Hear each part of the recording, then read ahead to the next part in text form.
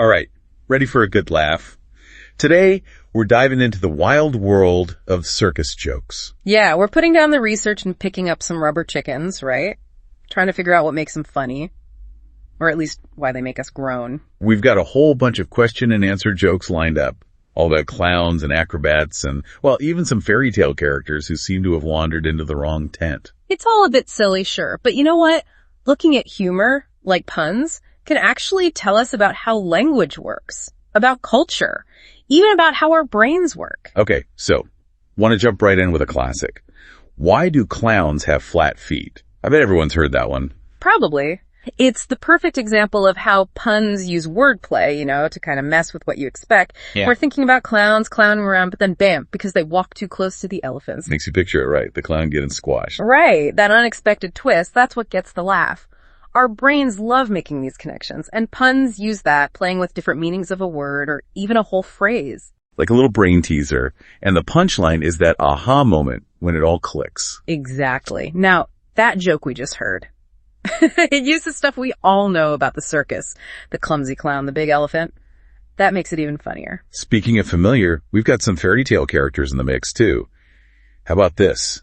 Who had big ears, weighed 7,000 pounds, and married a handsome prince. Oh, gotta be our friend Cinderelephant. Mm-hmm. You're mixing fairy tales with the circus, creates this clash, this funny clash that makes people laugh. It's like your brain goes, wait, elephants aren't in Cinderella. That's what's funny, right? That clash between what we know and then boom, something unexpected. But it's more than just surprise. It plays on the stories we already know, right? We know Cinderella. We have a picture in our head. So to suddenly swap her out for an elephant, well, it's just funny. Shows how humor is different for everyone, too. What one person thinks is hilarious, someone else might be less amused, let's say. There are all these theories about humor, like the incongruity theory, the unexpected makes us laugh. Or the superiority theory, maybe we laugh at someone else's misfortune. Hopefully in a nice way, though. And let's not forget those groaners. The pun's so bad, they're good. Oh, absolutely. Like, why couldn't the strong man lift Alexander Graham Bell? It's almost painful. With exaggerated dread. Don't tell me. Because he can only lift dumbbells. You got it. The wordplay is so obvious, so cheesy, but that's what makes it funny, clever and corny at the same time. So is there a formula for a good, groan-worthy pun? Well, there are definitely techniques. That last joke used a homophone dumbbells. Sounds like dumbbells. Creates that funny misunderstanding. But a lot of it is delivery and the context. Right. Same joke, different person, different way of telling it might not land the same. Exactly. And that's where the circus setting really helps. It's a place where being absurd is expected, even encouraged. Makes sense.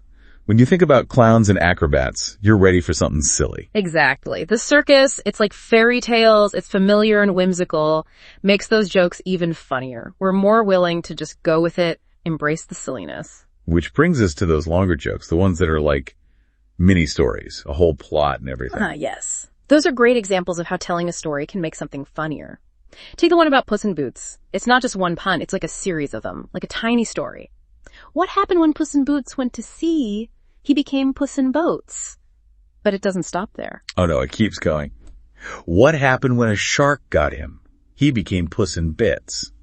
Someone put some thought into that one. They get how powerful a good story can be. Absolutely. The longer format builds suspense. Each change, each transformation makes it more exciting. So even though you can see the punchline coming, it's still satisfying. And just the repetition is funny too. Yeah. First time you hear Puss in Boats, you chuckle. But by Puss in Bits, you're practically roaring with laughter, even though you knew it was coming. Exactly. Like a funny call and response, you repeat the pattern and it gets more and more absurd. Delightful, I'd say. But we've been focusing on the shorter puns. Want to dig into narrative jokes? How they use storytelling to be funnier? Yeah, let's get into those longer jokes. Okay, well, let's stick with our pal Puss in Boots for a sec. That joke with the Puss in Boats and Puss in Bits, it works because it takes us somewhere, right? It's not just the words. We're along for the ride with this fancy cat who went to sea. It's like one of those old stories, But instead of fighting dragons, he's turning into puns. Sea puns. Exactly. It's funny because it's so unexpected. Like, the story goes in a way you wouldn't expect, but it kind of fits. We think about danger on the sea, and yeah, there's the shark. But instead of a big fight, it's Puss in Bits. Absurd, right? Unexpected, and that's what's funny. And it's kind of bold, right? Yeah. Taking these famous fairy tale characters and putting them in these ridiculous situations. It's like the joke teller saying, trust me, this will be good. And you know what? They're right. That trust is important. With a longer joke, especially one with a story, it's like we make a deal with the joke teller. Like, okay, I'm listening. Make me laugh. Like getting on a roller coaster. Yeah. You're strapped in, you're ready for the twists and turns. And just like a roller coaster, the best jokes like this, they build up, then bam, the punchline. Exactly. It's not just throwing puns together. It's a story, but with its own logic, even if that logic is kind of crazy. So even if a joke seems simple, there's a lot going on, huh? Like that saying, the more you know, the funnier it gets.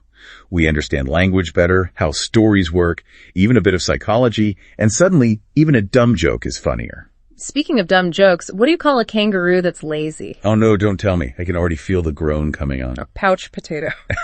I need a minute after that one. But seriously, this whole thing has made me think about humor differently. Even the jokes that make you groan. Me too. Makes you realize laughter's complicated, right?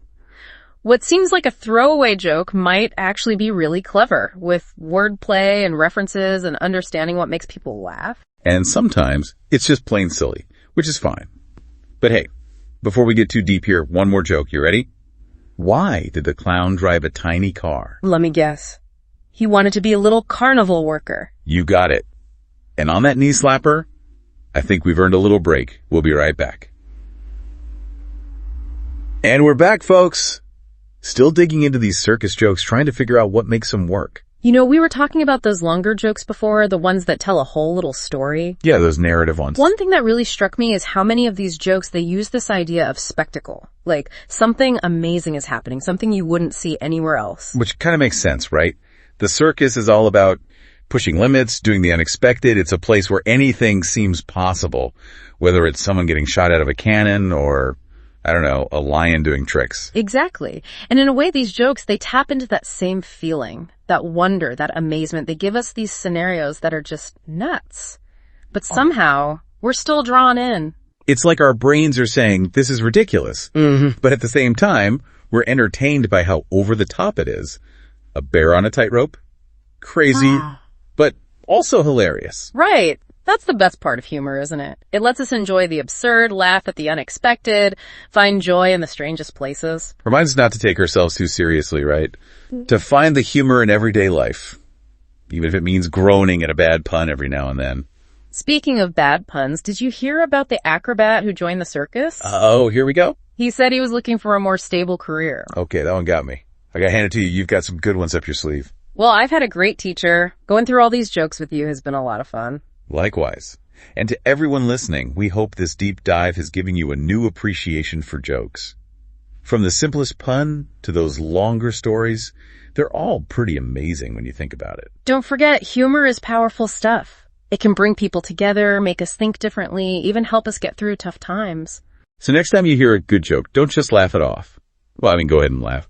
But also take a second to appreciate how clever it is, how creative, how much thought went into making you laugh. Because whether it's a groan-inducing pun or a story that has you in stitches, there's always more to humor than you might think.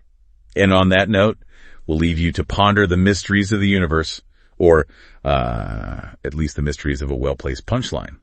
Until next time, keep laughing.